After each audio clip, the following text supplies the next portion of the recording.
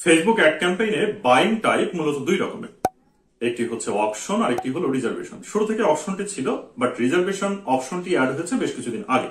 So আমরা যদি আমাদের অ্যাড অ্যাকাউন্ট থেকে নতুন একটি ক্যাম্পেইন তৈরি করতে চাই, সেক্ষেত্রে এখানে ক্রিয়েট ক্যাম্পেইনে ক্লিক করতে হবে। দেন এখানে অ্যাড অবজেক্টিভ হিসেবে আমি সেলস সিলেক্ট করব, কন্টিনিউ ক্লিক করলাম। দেন ম্যানুয়াল সেলস ক্যাম্পেইন এটি সিলেক্ট করলাম, কন্টিনিউ ক্লিক করলাম। এখন এখানে যদি একটু স্ক্রল করে নিচের দিকে আসি, এখানে রয়েছে কি ক্যাম্পেইন ডিটেলস, রয়েছে বাইং টাইপ। এখানে ড্রপ ডাউনে ক্লিক করলে পেয়ে যাচ্ছেন আরেকটি অপশন, সেটি হলো রিজার্ভেশন। অর্থাৎ অপশন যেটি সেটি কিন্তু বাই ডিফল্ট সিলেক্ট করা থাকে, আর রিজার্ভেশন যেটি সেটি হচ্ছে সিলেক্ট করতে হয়।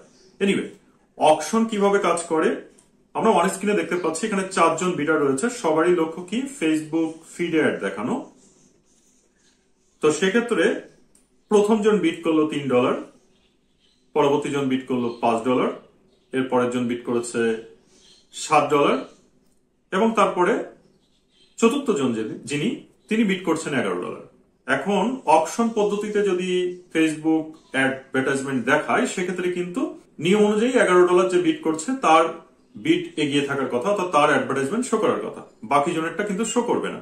কিন্তু আর একজন অ্যাডভার্টাইজার সে $45 বিড করলো, এক্ষেত্রে কি হবে যে বাকিরা হেরে যাবে, কারণ এই বিডার বিড করছে $45, বাকিরা বিড করেছে $11 পর্যন্ত হাইয়েস্ট। তাহলে এই বিডারের জিতে যাওয়ার কথা, কিন্তু ফেসবুক আসলে এভাবে কাজ করে না। যদি তাই কাজ করতো তাহলে কিন্তু সমস্ত বড় বড় ব্যবসায়ীরা যাদের ইনভেস্টমেন্ট সাইজ অনেক বেশি, তারা কিন্তু ফেসবুকে অ্যাড দেখাতে পারতো, আর বাকি যারা রয়েছে স্মল সাইজের ব্যবসায়ী, তারা কিন্তু ফেসবুকে অ্যাড দেখাতে পারতো না, বা তারা যেমন সেলস জেনারেট করতে পারতো না ফেসবুক থেকে। সুতরাং ফেসবুক এভাবে কাজ করে না। কিভাবে কাজ করে, এখানে শুরুতে আপনারা দেখতে পাচ্ছেন যে অ্যাডভার্টাইজার বিট, অর্থাৎ অ্যাডভার্টাইজার কত অ্যামাউন্টের বিট করলো, সেটা ডেইলি বাজেট দিল নাকি লাইফ টাইম বাজেট দিল সেটা ডাজন্ট ফ্যাক্ট, বাট কত অ্যামাউন্টের বিট করলো সেটা ফ্যাক্ট।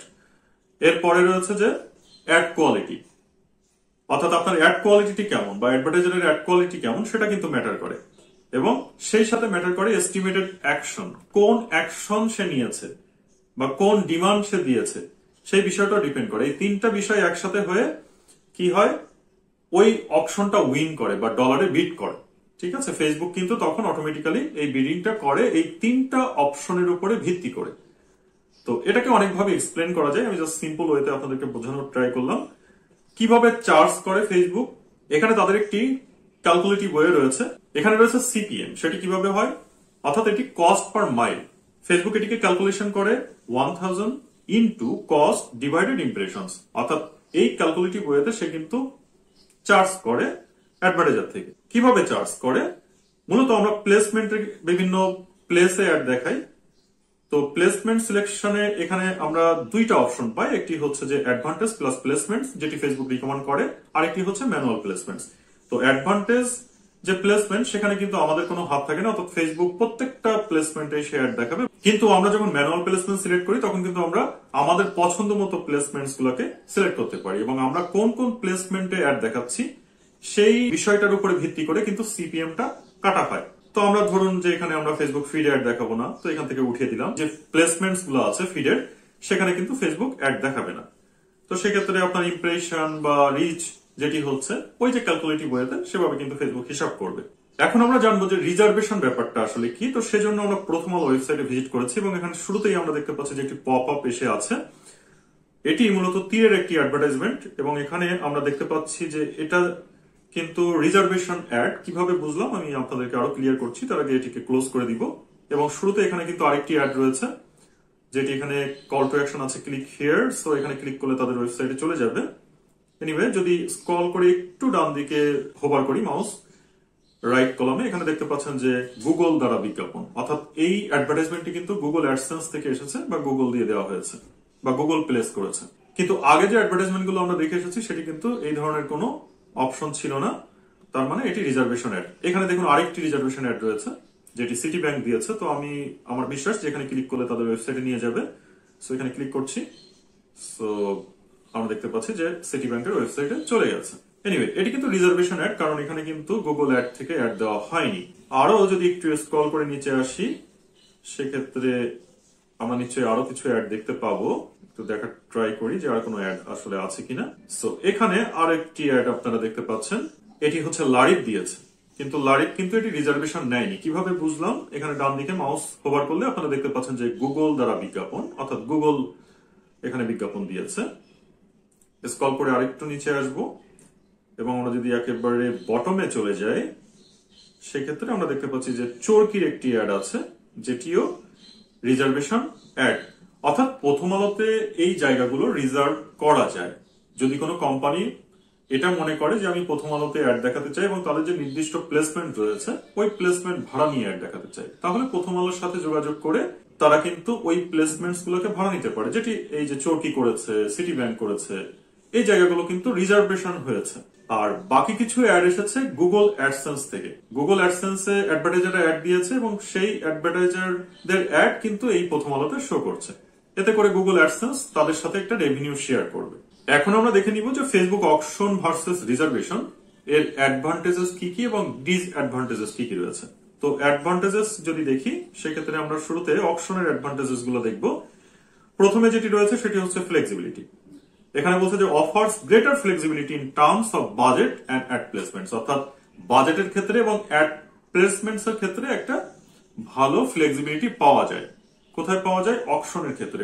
কারণ আপনি ডেইলি বাজেট বা লাইফ টাইম বাজেট কত দিবেন সেটি কিন্তু আপনার উপর ডিপেন্ড করছে, এবং আপনি ক্যাম্পেইন টু ক্যাম্পেইন কিন্তু আলাদা আলাদা করে আপনি ডিসাইড করতে পারবেন যে আপনার ডেইলি বাজেট কত হবে, লাইফ টাইম বাজেট কত হবে, বা আপনি প্লেসমেন্টস এর ক্ষেত্রেও কিন্তু ম্যানুয়ালি করতে পারছেন কোন কোন প্লেসমেন্টস এ আপনার অ্যাড যাবে, কোন কোন প্লেসমেন্টস অ্যাড যাবে না। তো এখানে আপনার ফ্লেক্সিবিলিটি থাকছে। এছাড়া রয়েছে ইফিসিয়েন্সি। সো ইফিসিয়েন্সির ক্ষেত্রে কি বলছে যে can be more efficient in reaching your target audience, অর্থাৎ আপনি আপনার টার্গেট অডিয়েন্সের কাছে পৌঁছানোর জন্য ইফিসিয়েন্ট ভাবে যেতে পারেন। এবং এরপরে রয়েছে dynamic pricing. The price adjust based on demand, চাহিদার উপরে ভিত্তি করে আপনার মূলত প্রাইসিংটা হয়। কোনো কোনো ক্ষেত্রে হয়তো বা আপনি $5 সেলস পাচ্ছেন, আবার কোনো কোনো ক্ষেত্রে হয়তো বা $1 সেল নেমে আসে। সো এটা একটা মানে ডিপেন্ড করছে যে আপনার অ্যাডের চাহিদা কেমন বা আপনি কিভাবে সেটিকে ম্যানেজ করছেন। Potentiality leading to lower cost, অর্থাৎ এখানে এক ধরনের খরচ কম হওয়ার একটা পোটেনশিয়ালিটি থাকে, বা আপনি চাইলেই কিন্তু খরচকে নিয়ন্ত্রণও করতে পারেন কিছুটা, সম্পূর্ণ না। কারণ আপনি যখন অ্যাড সেট আপ করে দিচ্ছেন তখন পুরোটাই কিন্তু আপনার ফেসবুকের উপর ডিপেন্ড করতে হচ্ছে। বাট আপনি কোথায় কোথায় কাজ করতে পারেন? আপনি বিডিং এর ক্ষেত্রে কাজ করতে পারেন, আপনি অ্যাড কোয়ালিটির ক্ষেত্রে কাজ করতে পারেন, আপনি যখন অ্যাড প্লেস করছেন কোন কোন প্ল্যাটফর্মে যাচ্ছে এবং কোন কোন প্লেসমেন্টে যাচ্ছে, সেই সমস্ত বিষয়গুলো কিন্তু আপনার হাতে থাকে। আচ্ছা, ডিসঅ্যাডভান্টেজেস কি কি রয়েছে সেটা একটু দেখি। এখানে বলছে যে আনপ্রেডিক্টেবল কস্ট, অর্থাৎ এখানে যে কস্ট হবে সেটা প্রেডিক্টেবল না। কি বলছে যে CPMs can fluctuate making it difficult to predict ad spend, অর্থাৎ অ্যাড কত স্পেন্ড করবে সেটা কিন্তু আগে থেকে প্রেডিক্ট করা যাবে না, কারণ ফেসবুক অকশনই নির্ধারণ করবে যে সে আসলে কত বিট করবে, এবং আপনার অ্যাড কোয়ালিটি, আপনার ওখানে যে অ্যাকশন নিয়েছেন সবগুলোর উপরে সে কিন্তু একটা মার্কিং করবে। অ্যাড দেখাবে কি দেখাবে না সেটা কিন্তু সে সিদ্ধান্ত নিবে। এরপরে রয়েছে কি লিমিটেড কন্ট্রোল ওভার রিচ। রিচের ক্ষেত্রেও একটা লিমিটেড কন্ট্রোল রয়েছে আপনার, কারণ সে কাদেরকে কাদেরকে অ্যাড দেখাবে। আপনি প্লেসমেন্ট ঠিক করে দিচ্ছেন, কিন্তু কোন অডিয়েন্স অ্যাড দেখছে আপনি হয়তো ডিটেল টার্গেটিং এ গিয়ে অডিয়েন্সও ঠিক করছেন, বাট ঠিক করার পরেও কিন্তু আপনার কাছে ওই নিয়ন্ত্রণটা থাকে না, কারণ সে স্লট ভিত্তিক অডিয়েন্স কিন্তু ভাগ করে ফেলে। অডিয়েন্স ঠিক আছে, বাট প্রত্যেক অডিয়েন্স কিন্তু প্রোডাক্ট ক্রয় করে না, এই বিষয়টি কিন্তু আসলে ফেসবুক জানে, বাট সেক্ষেত্রে আপনার কিন্তু নিয়ন্ত্রণ থাকে না। তো এখানে কি বলছে যে there is no guarantee to reaching a specific number of people. ওই যেটা বলছিলাম যে যারা আসলে ক্রয় করে তাদের কাছেই হয়তো পৌঁছাচ্ছে না, বাট আপনি যাদেরকে ইন্টারেস্ট হিসাবে দিয়েছেন বা যাদের ডেমোগ্রাফিক আপনি যাদেরকে টার্গেট করেছেন তাদের কাছে ঠিকই অ্যাড যাচ্ছে, কিন্তু তারা হয়তো কেনে না। এরপর ফেসবুক রিজার্ভেশনের ডিসঅ্যাডভান্টেজেস এবং অ্যাডভান্টেজেস আমরা একটু জানবো। অ্যাডভান্টেজেস এর ক্ষেত্রে ফেসবুক রিজার্ভেশনের যেটি রয়েছে সেটি হচ্ছে প্রেডিক্টেবল কস্ট, অর্থাৎ আপনি আগে থেকেই কিন্তু কস্ট প্রেডিক্ট করতে পারেন। আপনি রিজার্ভ যেহেতু করছেন, সো আপনি নির্দিষ্ট পরিমাণ রিজার্ভেশনের জন্য কতটা কস্ট দিচ্ছেন সেটা কিন্তু আগে থেকেই আপনি জানেন। তো এখানে কি বলছে যে অফার্স গ্রান্টেড অ্যাড প্লেসমেন্টস। তো এখানে কি বলছে যে offers granted ad placement and a fixed CPM, অর্থাৎ আপনি আগে থেকেই যেহেতু জানেন, সো এখানে সিপিএমটাও সেম, অর্থাৎ আপনি যে রিজার্ভ করছেন যত মানুষের কাছে পৌঁছাবে সিপিএমটা আগে থেকেই নির্ধারণ করা আছে, সেটা আপনি দিয়ে দিবেন, সো এটা রিজার্ভ হয়ে যাবে। এরপর হচ্ছে কন্ট্রোল ওভার রিচ। রিচের উপরে একটা কন্ট্রোল আছে যেহেতু আপনি আগে থেকে রিজার্ভ করছেন। Brand safety. ব্র্যান্ড সেফটির ব্যাপারটা কি? যে ensure ads R placed in premium environment, অর্থাৎ আপনি প্রিমিয়াম জায়গাটাকে কিন্তু রিজার্ভ করছেন, আগে থেকেই আপনার ব্র্যান্ডের একটা সেফটি আছে। আদারওয়াইজ আপনি অকশনে গেলে যেটা করতো যে ফেসবুক তার ইচ্ছা মতো বিভিন্ন প্ল্যাটফর্মে অ্যাড দেখাতে পারতো, বিভিন্ন প্লেসমেন্টে অ্যাড দেখাতে পারতো, দেন আপনার ওই ব্র্যান্ড সেফটি বা রিজার্ভেশনের যে ফ্লেক্সিবিলিটি সেটা কিন্তু আর থাকতো না। ডিসঅ্যাডভান্টেজেস কি কি রয়েছে আমরা একটু দেখি।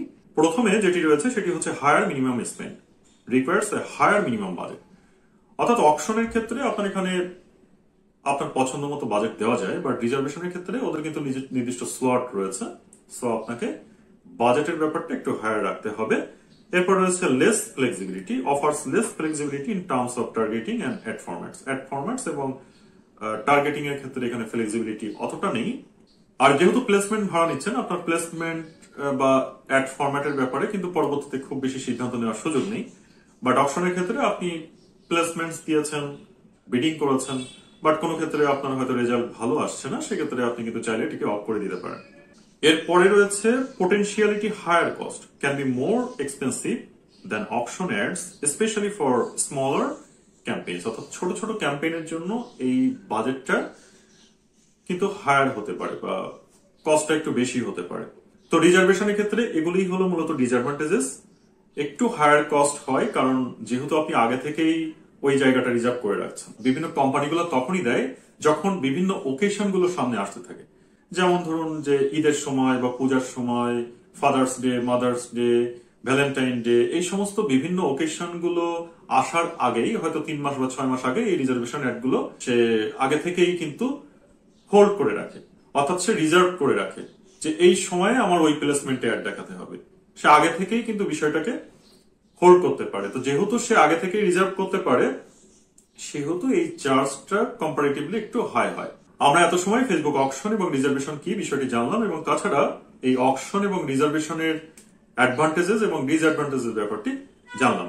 এখন আমরা জানবো যে কখন কোনটি ব্যবহার করবেন। তো অকশন কখন ব্যবহার করবেন? যখন হ্যাভ আ লিমিটেড বাজেট, যখন আপনার বাজেট কম তখন আপনি অপশন ব্যবহার করতে পারেন।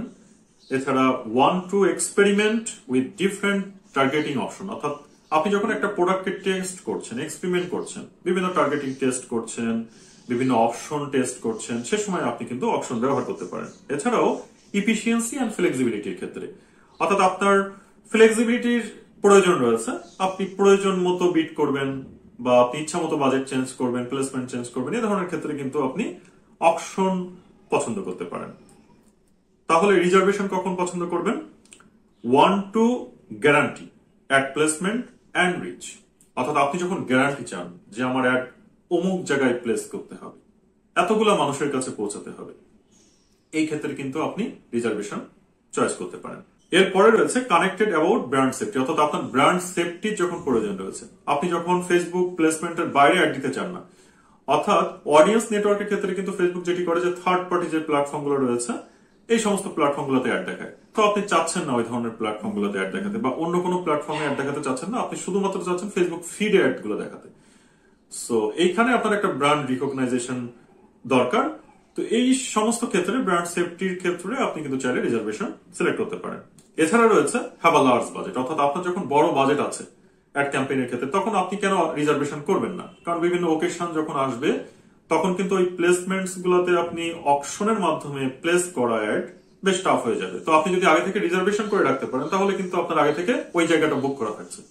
তো যদি বাজেট ভালো থাকে তাহলে কিন্তু রিজার্ভেশনে আপনি কিন্তু এই অপশনটাতে যেতে পারেন। তো আশা করছি ভিডিওটি থেকে অপশন এবং রিজার্ভেশনের মধ্যে পার্থক্য কি এবং কোন সময়ে কোন অপশনটি সিলেক্ট করা উচিত এই বিষয়ে আপনাদের একটি ধারণা হয়েছে। আশা করছি ভিডিওটি আপনাদের জন্য হেল্পফুল হয়েছে। যদি আসলেই হেল্পফুল হয়ে থাকে তাহলে ভিডিওটিতে একটি লাইক করবেন, বন্ধুদের মাঝে ভিডিওটি শেয়ার করে দিবেন। চ্যানেলে প্রচুর পরিমাণে ফেসবুক মার্কেটিং রিলেটেড ভিডিও রয়েছে। আপনি যদি নতুন দর্শক হয়ে থাকেন রিকোয়েস্ট করবো চ্যানেলটি ঘুরে আসুন, হয়তো যে কোনো ভিডিও আপনার জন্য ইফেক্টিভ হবে। আপনি নতুন দর্শক হয়ে থাকলে চ্যানেলটিকে সাবস্ক্রাইব করে রাখুন, পাশে থাকা বেল আইকনটিকে অন করে রাখুন, তাহলে পরবর্তীতে যে কোনো নতুন ভিডিও আপলোড করলে আপনারা নোটিফিকেশন পেয়ে যাবেন। দেখা হবে পরবর্তীতে অন্য কোনো নতুন ভিডিও নিয়ে। তত সময় ভালো থাকুন, সুস্থ থাকুন। Thank you very much.